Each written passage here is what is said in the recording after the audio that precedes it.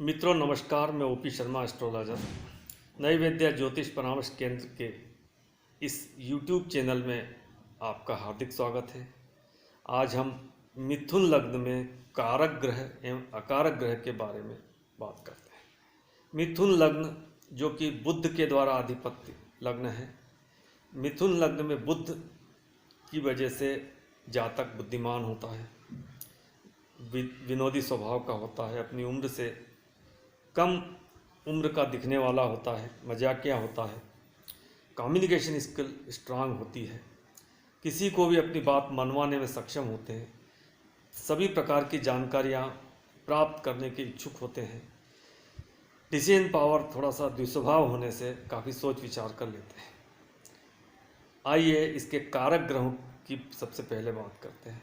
सबसे पहले जो मिथुन लग्न में कारक ग्रह है वो बुध ही है। बुध यहाँ लग्नेश भी है और चतुर्थेश भी है। केंद्र के 2 भावों का स्वामी होता है, अतः बुध का यहाँ बली होना आवश्यक है। यदि बुध मिथुन लग्न में बली है तो पूरी कुंडली बली हो जाती है।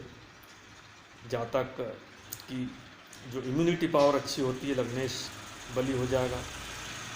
डिसीजन पावर अच्छा हो जाता है, समाज में मान सम्मान प्राप्त करता है, अपनी मेहनत से मान प्रतिष्ठा, धन, सुख, वैभव, यश प्राप्त करता है, कार्य करता है। चतुर्थेश होने की वजह से यदि बली है तो चतुर्थेश चतुर्थ भाव के उसको अच्छे परिणाम मिलते हैं। भूमि, भवन, मकान, माता का सुख, होमलैंड, शिक्षा आदि का अच्छा सुख प्राप्त होता है यदि यहाँ बुध बली है तो। अब जो दूसरा ग्रह कारक होता है वो यहाँ पर शुक्र होता है। शुक्र यहाँ पंचमेश त्रिकोण का स्वामी होता है। तुला राशि होती है, उसमें शुक्र की मूल त्रिकोण राशि होती है। यहाँ पर पंचमेश शुक्र होने से ये जो पंचम भाव होता है वह अनसर्टेन गेन का होता है, संतान का होता है, उच्च शिक्षा का होता है, विश्वविवेक का होता है और मनोरंजन का होता है, लव रोमांस का होता है। तो शुक्र का मिथुन लग्न में बली होना बहुत आवश्यक है। शुक्र के बली होने से पंचम के उसको अच्छे परिणाम प्राप्त होते हैं, उसकी शिक्षा अच्छी हो जाती है, उसकी संतान सुख प्राप्त होता है, उसको ज्ञान भाव होने से ज्ञानी होता है, बुद्धिमान होता है, अनसर्टेन गेन प्राप्त करता है, लव रोमांस, मनोरंजन आदि के भी उसको लाभ मिलते हैं। अब तीसरा जो ग्रह मिथुन लग्न में कारक होता है वह होता शनि। शनि यहाँ भाग्येश होता है। भाग्य भाव में उसकी कुंभ राशि अर्थात मूल त्रिकोण राशि होती है एवं एक और राशि जो मकर होती है वो अष्टम भाव में होती है। चूँकि वह त्रिकोण का स्वामी शनि होने से उसके अष्टम के उसको परिणाम कम प्राप्त होते हैं। मिथुन लग्न में यदि शनि प्रबल हो, बली हो, अच्छी डिग्री में हो, शुभ प्रभाव में हो, शुभ भाव में हो तो भाग्य भाव में वृद्धि होती। केंद्र त्रिकोण का स्वामी हो तो भाग्य भाव में वृद्धि होती है। यदि भाग्येश जातक का प्रबल हो तो कम मेहनत में उसको अच्छे परिणाम प्राप्त होते हैं।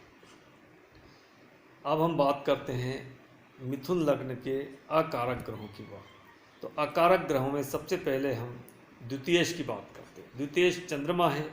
चंद्रमा हालांकि बुध को अपना शत्रु नहीं मानता, लेकिन बुध चंद्रमा को अपना शत्रु मानने से चंद्रमा की महादशा में यहाँ अच्छे परिणाम प्राप्त नहीं होते हैं। चंद्रमा यहाँ मारक ग्रह है और चंद्रमा की महादशा में धनेश भी है तो धन तो अवश्य प्राप्त होगा, लेकिन रोग भी प्राप्त हो सकते हैं, कठिनाइयाँ प्राप्त हो सकते हैं, मृत्यु तुल्य कष्ट प्राप्त हो सकता है। इसके अलावा जो मारक ग्रह है मिथुन लग्न की कुंडली में वह है तृतीय सूर्य। सूर्य भी यहाँ तृतीय भाव में होने से, हालांकि लग्नेश का शत्रु नहीं है, मित्र हैं सूर्य, लेकिन तब भी तृतीय भाव में होने से यहाँ सूर्य अपनी दशा महादशाओं में सम परिणाम प्राप्त होंगे, अकारक ग्रह कहलाता है। इसके अलावा जो तीसरा अकारक ग्रह मिथुन लग्न की कुंडली में होते हैं वह होते हैं बृहस्पति। बृहस्पति और बुध में मित्रता नहीं है, शत्रुता है और गुरु यहाँ सप्तमेश है, अष्टम से द्वादश भाव होने से ये मारक भाव कहलाता है। और मारक भाव होने से मिथुन लग्न की कुंडली में बृहस्पति की दशा में अच्छे परिणाम प्राप्त नहीं होते हैं। मारक होने से स्वास्थ्य की हानि हो सकती है, मृत्यु तुल्य कष्ट प्राप्त हो सकता है। इसके अलावा बृहस्पति 2 केंद्रों का स्वामी होता है, दशमेश भी होता है और सप्तमेश भी होता है। अतः यहाँ केंद्राधिपति दोष इन्हें लगेगा।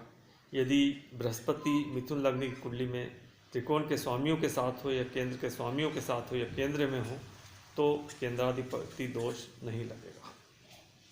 मिथुन लग्न की कुंडली में जो बृहस्पति होता है वह बाधकेश भी होता है, अतः बृहस्पति बाधक का भी कार्य करेगा।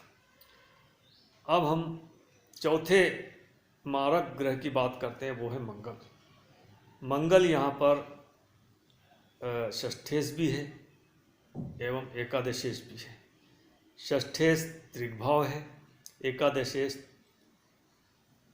त्रिशदाय भाव है, दोनों अकारक भाव है। अतः मंगल और दूसरा मंगल जो है वह लग्नेश का मित्र भी नहीं है, शत्रु है।